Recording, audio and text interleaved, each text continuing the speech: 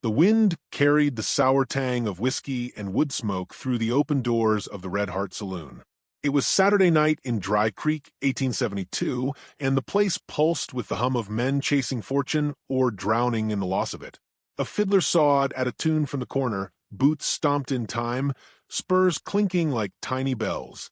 The air was thick with cigar smoke, curling in lazy ribbons beneath low-hung lamps that made every shadow deeper, every expression harder to read. Caleb Wyatt sat at a scarred oak table near the back, hat tipped low, cards fanned in his hand. His broad shoulders filled the chair, and the set of his jaw told anyone looking that he wasn't here for company.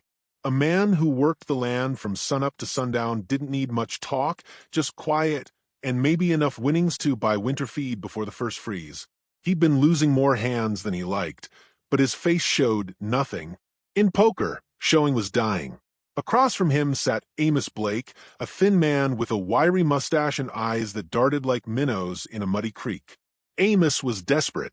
Caleb could smell it the way you could smell rain before it broke, a shift in the air, a tightening. Every bet Amos made grew bolder, his hands shaking just enough to tell the truth his mouth never would.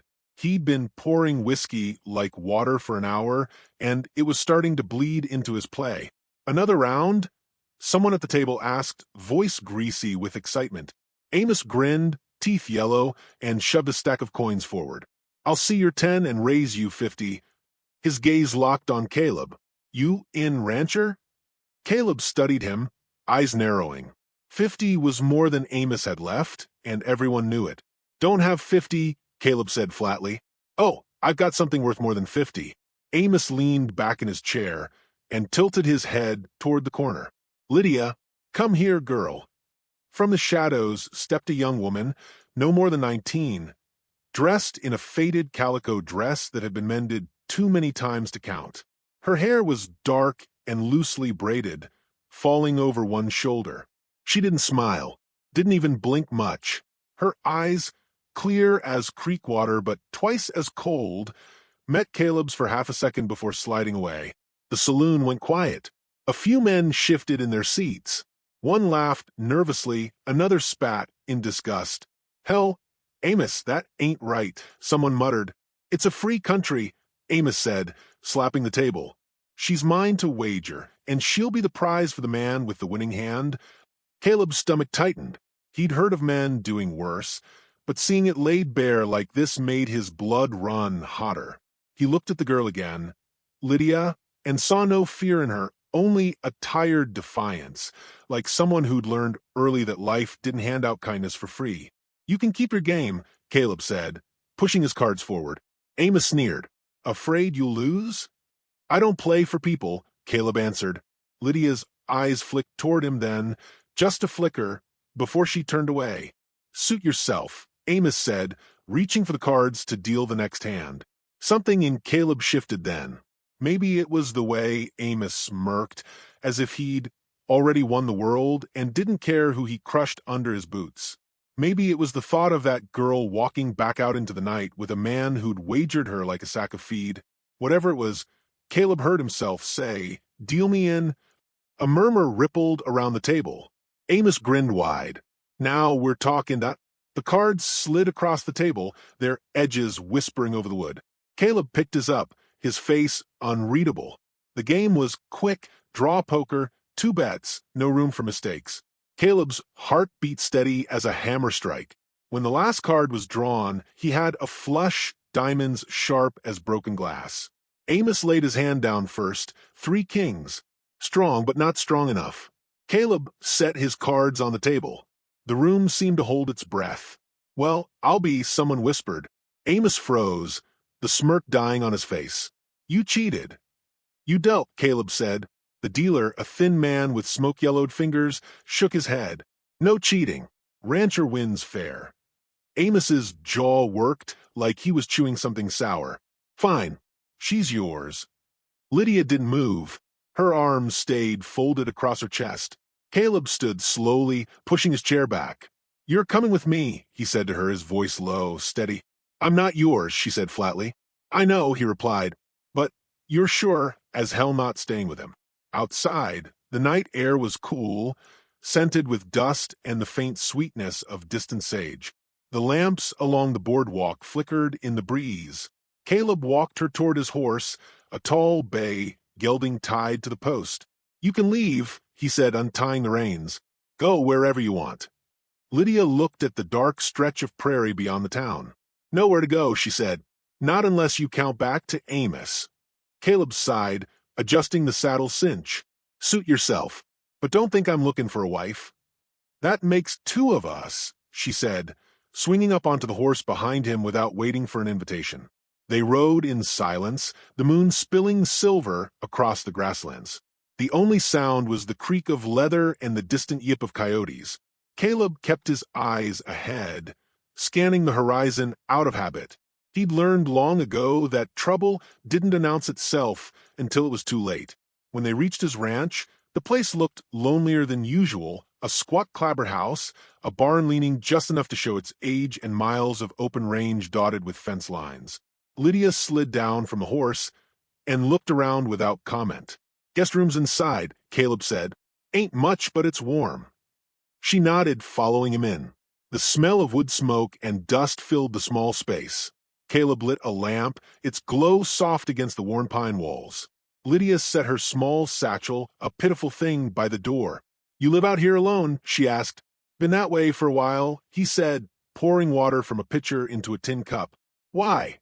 "Easier." She studied him for a moment, then looked away. "Easier for who?" He didn't answer, and she didn't press. That night, Caleb lay in his bed staring at the ceiling. He could hear the wind tapping the shutters, the faint creak of the house settling. Somewhere out beyond the barn, a branch snapped. His hand drifted toward the revolver on the nightstand. He sat up, listening. Nothing, just the wind again. Still, the uneasy feeling clung to him like smoke. In the small room across the hall, Lydia lay awake too.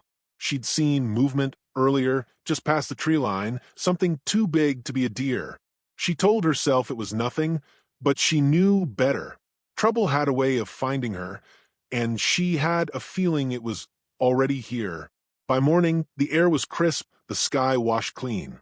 Caleb was outside splitting wood when Lydia came to the porch, arms wrapped tight around herself. "There was someone out there last night," she said. He looked up, the axe paused mid-swing. "You sure?" She nodded, watching. He set the axe down slowly. "I'll check it out." But as he walked toward the edge of the property, the prairie stretched empty in all directions, the wind whistling low through the grass. No tracks, no sign of anyone. When he came back, Lydia was standing by the corral watching his horses. "Nothing," he said. "Doesn't mean they're not still out there." Her voice carried a weight he didn't question, though part of him wanted to. She knew something, but she wasn't ready to share. Not yet. Inside, over coffee and cornbread, Caleb finally asked, "Where's your family?" Her eyes flickered. "Dead," she said quickly, too quickly. Then, after a pause, "Mostly." He didn't push. He knew the look of someone with a past they'd rather bury. He had his own, and he'd learned that some graves weren't meant to be dug up. By midday, word from town reached him. An old hand named Tom rode up with news. "Couple of men came in last night after you left, asking about a girl. Said she's about 19, dark hair. Mean look in their eyes." Caleb's jaw tightened. He glanced at Lydia. She looked away. "They yours?" he asked her later. She didn't answer at first. Then, "Brothers." Caleb leaned back in his chair, studying her. "And they're looking for you." "They won't stop until they find me," she said quietly. "They think I belong to them." The air between them went still. Outside, the wind rattled the barn door. Caleb felt that old, familiar prickle along his spine, the one that meant life was about to get a whole lot harder. He stood, grabbing his hat. "Then we better be ready when they do." Dawn broke over the plains in a wash of pale gold, the light spilling across the rolling grass and catching on the frost that still clung to the fence rails. Caleb was already outside, the sound of his boots crunching on the frozen ground as he carried a bucket toward the corral. The horses snorted clouds into the cold air, hooves shifting restlessly, their breath white against the morning. Lydia stood on the porch, shawl pulled tight around her shoulders, watching him work. "You gonna stand there or lend a hand?" he called, voice carrying easily in the stillness. She stepped down into the yard, skirts brushing the frost. "Don't know much about horses," she admitted. "Best time to learn." He handed her the bucket. "Hold this steady. Don't let them push you over." She shot him a look, but squared her feet as one of the Maras approached, ears twitching, nostrils flaring at the scent of feed. Caleb worked beside her, showing her how to keep her hand flat, how to move slow and steady. The mare's lips brushed Lydia's palm, whiskers tickling her skin. For the first time since he'd met her, Caleb saw her mouth twitch toward something close to a smile. "Not so bad," she murmured. "Most things ain't. Once you stop flinching," Caleb said. They worked in silence for a while, the sun climbing higher. Lydia seemed lighter that morning, but Caleb could see in the set of her shoulders that the weight she carried wasn't gone. It was only waiting. The first sign of it came before noon, a thin plume of dust on the horizon. Caleb shaded his eyes, watching as the dust grew thicker, the faint shape of a rider emerging from the blur. The man reined in a sorrel gelding at the gate, a lean figure with a weathered face and the cautious eyes of someone who'd seen too much trouble to ignore it. "Caleb," the rider called. It was Dan Larkin, who ran the feed store in town. He leaned forward in the saddle. "You got company headed your way." Caleb met him at the fence. "What kind of company?" "Three men. Rode in just after sunup. Asking about a girl, dark hair, about 19. Said she was their sister." Behind Caleb, Lydia went still. "They had a mean way about em," Dan continued. "Didn't look like the kind of fellas come to make peace." "Thanks for the warning," Caleb said. Dan nodded, turning his horse. "Watch yourself. Folks in town don't expect they'll ask twice." Caleb turned to Lydia. Her face was pale, jaw tight. "Your brothers?" he asked. She nodded once. "Eli, Sam, and Jesse. Eli's the oldest. Talks like he owns the ground under your feet. Sam's meaner. Jesse, he's just quick to follow." "They dangerous?" Her laugh was short and humorless. "They've killed men for less than this." Caleb's gaze swept the ranch. "Then we'll be ready." By mid-afternoon, the sun was high, casting hard shadows across the yard. Caleb cleaned his Winchester on the porch while Lydia carried water from a well. She kept glancing toward the road, eyes narrowing at every movement in the distance. The sound of hooves came first, slow, deliberate. Caleb stood, rifle in hand, as the three riders crested the rise and came down toward the house. They looked just as Dan had said, hard men with the kind of confidence that came from living by the gun. Eli rode in front, tall and broad-shouldered, his hat casting a shadow over eyes the same sharp color as Lydia's. Sam was leaner, with a sneer fixed on his face and a hand resting casual-like near the butt of his revolver. Jesse brought up the rear, barely older than Lydia, but his eyes had the flat look of a man who'd already crossed too many lines. They pulled up in the yard, dust curling around their horses' legs. "Afternoon," Eli said, voice smooth as polished leather. "We're here for our sister." "She's not yours to take," Caleb replied, standing his ground. Eli's smile didn't reach his eyes. "She's blood. That makes her ours." "Blood don't give you the right to chain someone to your saddle," Caleb said. Sam leaned forward in his saddle. "That's so. Maybe we ought to teach you about rights." Lydia stepped forward then, chin high. "I'm not going with you." Eli's gaze slid to her, and the softness in his expression was a lie. "You think you got a choice?" "I know I do," she said. The air between them tightened. Jesse shifted in his saddle, his fingers twitching. Caleb's own hand rested on the Winchester, thumb brushing the hammer. "You've had your say," Eli said finally, the smile gone from his face. "We'll be back, and when we come, you best be ready to hand her over." They turned their horses, riding back the way they'd come. Caleb watched until the dust settled on the horizon. That evening, he showed Lydia how to load the Winchester, how to sight along the barrel, how to steady her breath before pulling the trigger. Her hands were steady. "You shot before," he said. She didn't look at him. "Once." "Man or animal?" "Man." Caleb didn't ask more. They worked side by side, fixing the barn door, mending a section of fence the wind had taken down last winter. The work was quiet, the kind of quiet that settled into a man's bones and made him think more than he wanted.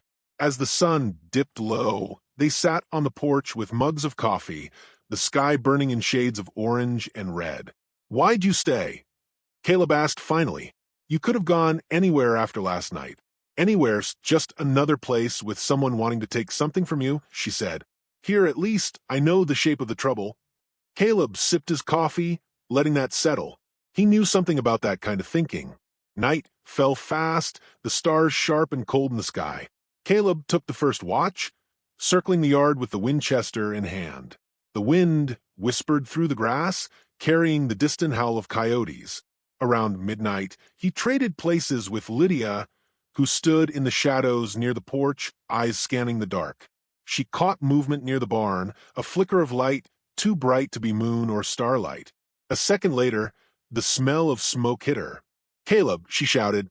He was out the door in seconds, rifle in one hand, pulling on his boots with the other. Flames licked along the barn wall, the dry wood catching fast. The horses inside screamed and kicked against their stalls. "Get water!" Caleb barked, running toward the doors. He threw them open, the heat slamming into him like a solid wall. Lydia was right behind him, hauling buckets from the trough. They worked fast, cutting the horses loose, shoving them into the yard. Sparks stung their skin, smoke clawed at their throats.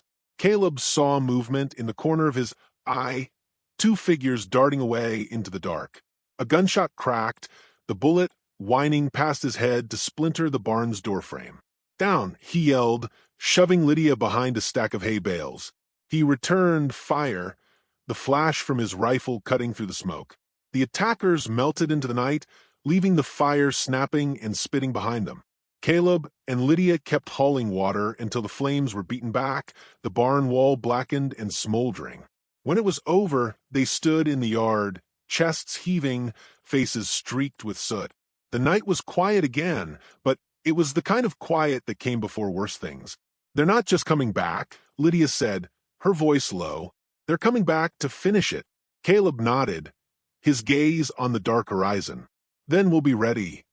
The wind picked up, carrying the smell of smoke far into the night. The wind off the plains was sharp enough to sting, and the smell of smoke still hung heavy around the ranch by the time dawn cracked the horizon. Caleb stood on the porch with the Winchester across his chest, his eyes sweeping the open country for any sign of riders. The barn was blackened but still standing, thanks to the long night's fight. His hands were raw from hauling water, and his shoulder ached where a splinter had driven deep into the muscle.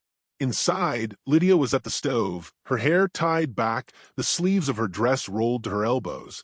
She moved with a quiet purpose, but her eyes kept darting to the window. She knew, same as he did, that last night's fire hadn't been meant to scare them. It had been a test.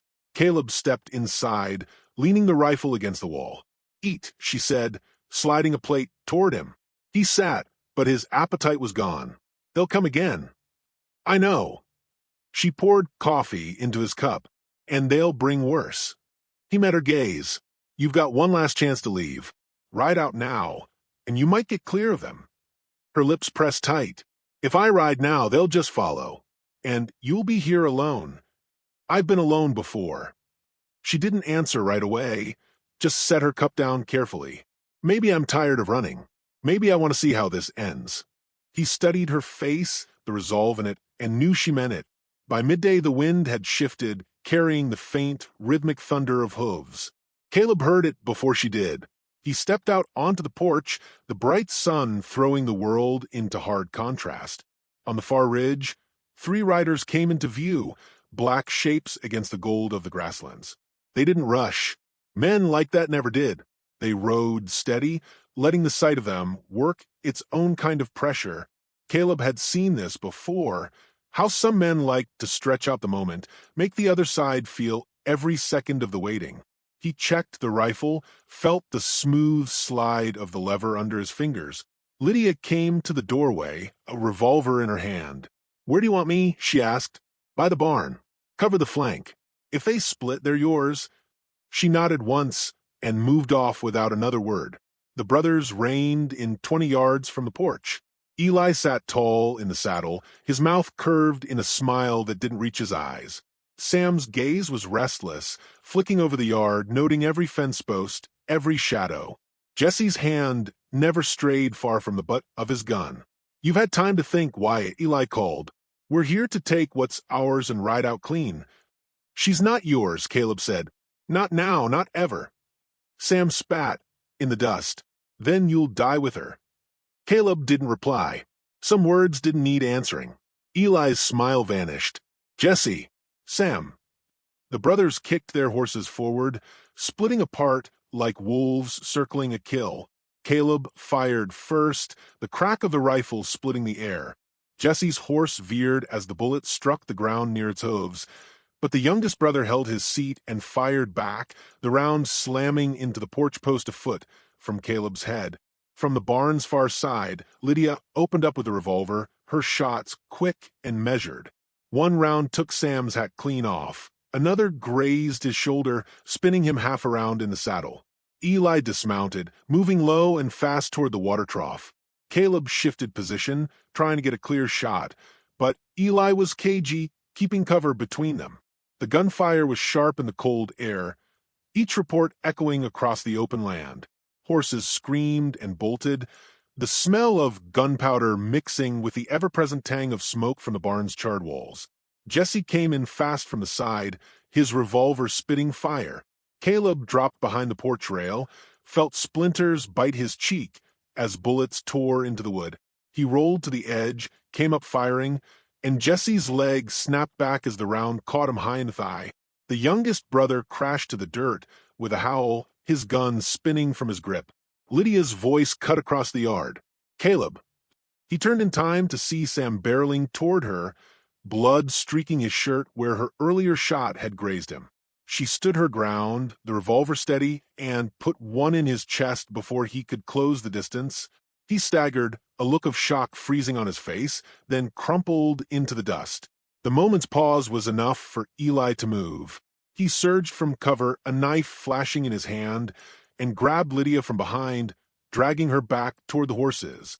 Caleb's heart slammed against his ribs. He vaulted the porch rail, sprinting across the yard, the rifle clutched tight. Eli saw him coming and yanked Lydia around, keeping her between them. "Drop it, Wyatt, or she dies right here," Eli snarled. Caleb slowed, the world narrowing to the glint of the blade against her throat. Lydia's eyes met his, steady even now. "I'm not dropping a damn thing," Caleb said. "You're not walking away from this." Eli's laugh was low and cold. "Then neither is she." Lydia moved first. She stomped hard on his instep, twisted, and slammed her elbow into his ribs. The knife wavered for half a heartbeat. Enough. Caleb fired once, the sound deafening at that range. Eli's body jerked, his eyes wide with disbelief, and he fell backward into the dirt, the knife spinning from his hand. For a moment, the only sound was the wind. Then Lydia stepped back, her breath shaking. Caleb lowered the rifle, scanning the yard. Jesse was crawling toward his fallen gun, but a sharp command from Caleb stopped him cold. "Leave it," he said. The youngest brother froze, eyes darting between Caleb and his dead kin. Without a word, he hauled himself to his feet, limped to his horse, and rode off into the horizon. Caleb watched him go until the dust swallowed him. Then he turned to Lydia. "You hurt?" She shook her head. No, he believed her. But he also saw the tightness in her jaw, the way her hands wouldn't quite stop shaking. He'd seen men like that after a fight, men who wouldn't admit the rattle in their bones. They buried the two brothers at the far edge of the property, near the cottonwoods. It was quiet work, the scrape of shovels and the soft thud of earth the only sounds. Lydia stood beside him the whole time, her face unreadable. When it was done, they walked back to house. The barn smelled of wet ash, but the worst of the damage was reparable. Caleb looked at it, then at her. "You could still go," he said, quietly. "I could," she agreed. He waited, but she didn't say more. Instead, she picked up a hammer from the workbench and started on repairs. "If I'm staying," she said over her shoulder, I'm not living in a place half-burned. Caleb felt something loosen in his chest at that. He picked up a bucket of nails and joined her. They worked until the sun slid low, casting the prairie in deep shadows.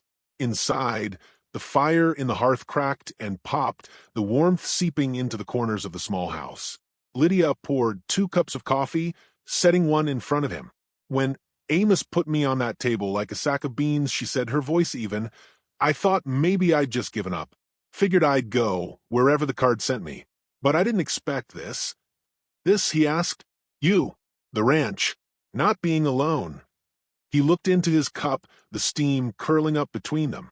I didn't expect it either. For a while, they sat in the easy quiet that comes only after the worst has passed.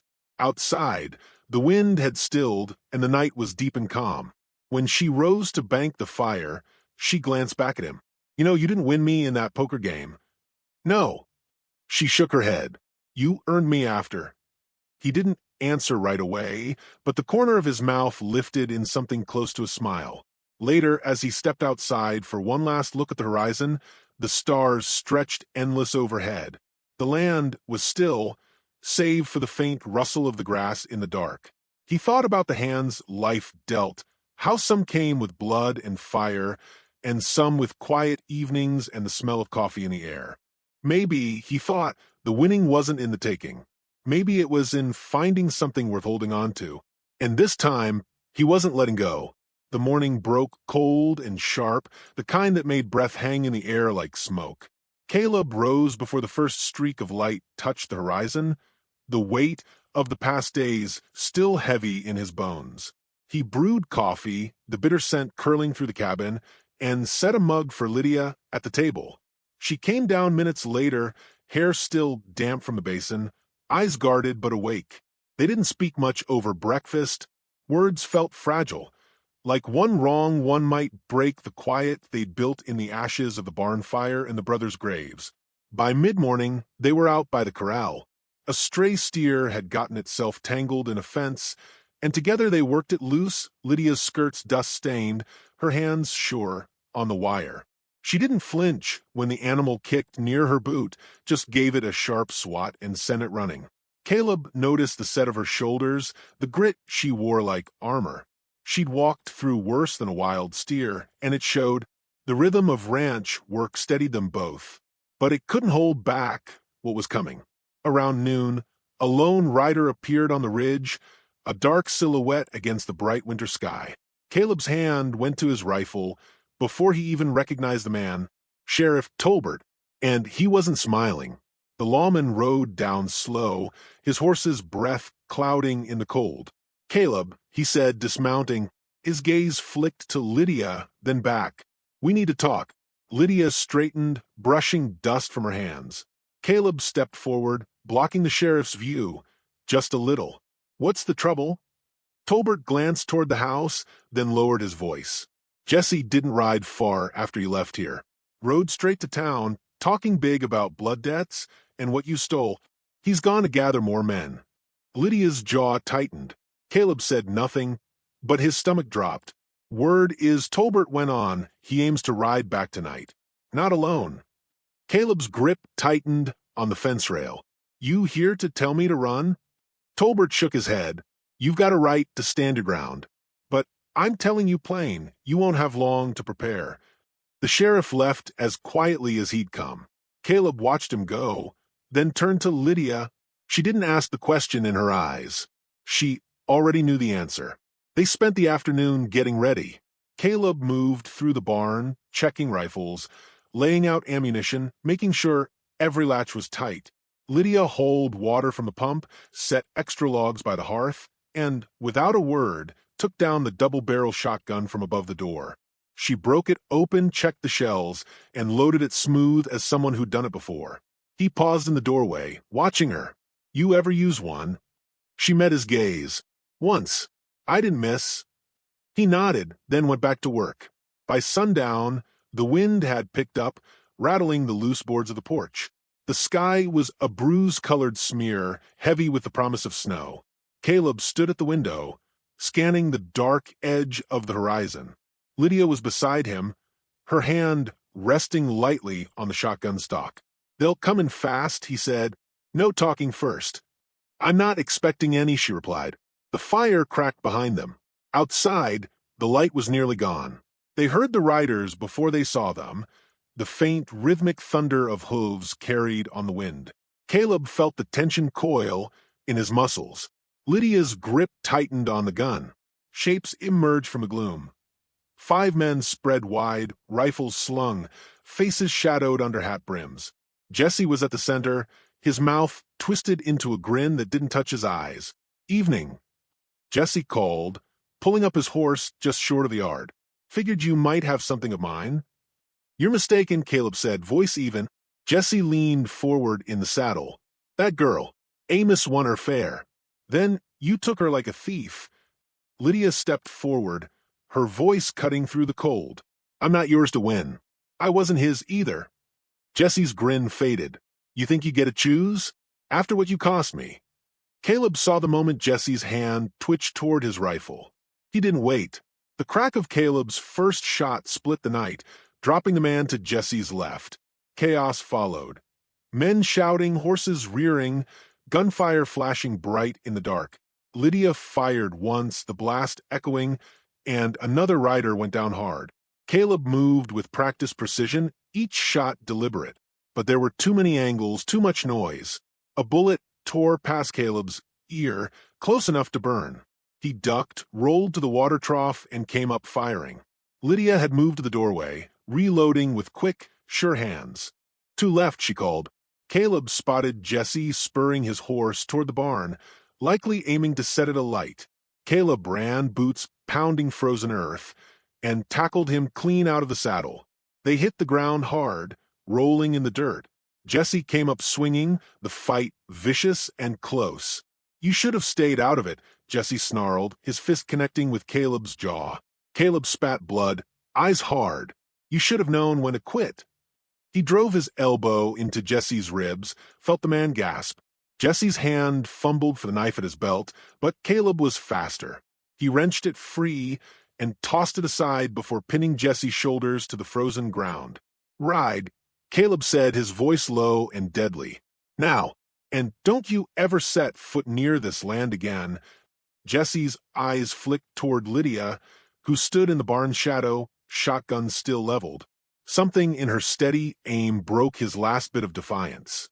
He shoved Caleb off and scrambled for his horse. The other surviving rider followed without a word. The sound of hooves faded into the night. For a long moment, the only sound was the wind sighing through the cottonwoods. Caleb stood, chest heaving, and looked toward Lydia. Her hands were steady now, her expression unreadable. "You hurt?" he asked. She shook her head. "No. You?" "Not bad." They moved together through the yard, checking the downed men. 2 were dead, the third groaning from a gut wound. Caleb dragged him toward his horse, gave him a canteen, and sent him after Jesse. Mercy was a currency he could afford to spend. Once. By the time they reached the cabin, the first flakes of snow were drifting down. Inside, Lydia set the shotgun aside and stoked the fire. Caleb sank into the chair, the day's weight settling in. She poured him a cup of coffee, then sat across from him. "They'll be back," she said. "Maybe he'll out, but not tonight." Silence stretched between them. Outside, the snow thickened, muting the world. Inside, the firelight painted her face in warm tones, softening the hard edges he'd first seen when she stepped into his life. "I meant what I said earlier," she told him. "I wasn't yours to win, but I stayed because I wanted to, and I'll keep staying if you'll have me." Caleb's throat tightened. He built walls high enough to keep out everything, pain, loss, even hope. But somehow she'd found the gate. "You already know my answer," he said quietly. Her mouth curved in the faintest smile. They sat like that, the fire between them, the storm beyond the walls, and for the first time in a long while, Caleb felt the weight on his chest ease. By morning, the land was blanketed in white. Tracks from the night's fight had vanished under fresh snow, as if the violence had been swallowed whole. The barn stood intact, the cattle penned, the fences unbroken. Caleb stepped outside, the air crisp and biting, and looked across the endless prairie. Lydia came to stand beside him, her shawl pulled tight. "What now?" she asked. "We keep working," he said. "We keep what's ours." She nodded, and together they headed for the barn, their breath mingling in the cold. The day stretched ahead, hard and certain, but for the first time, it didn't feel lonely. And in that quiet, frost-tipped morning, Caleb knew, whatever came next, they'd face it together.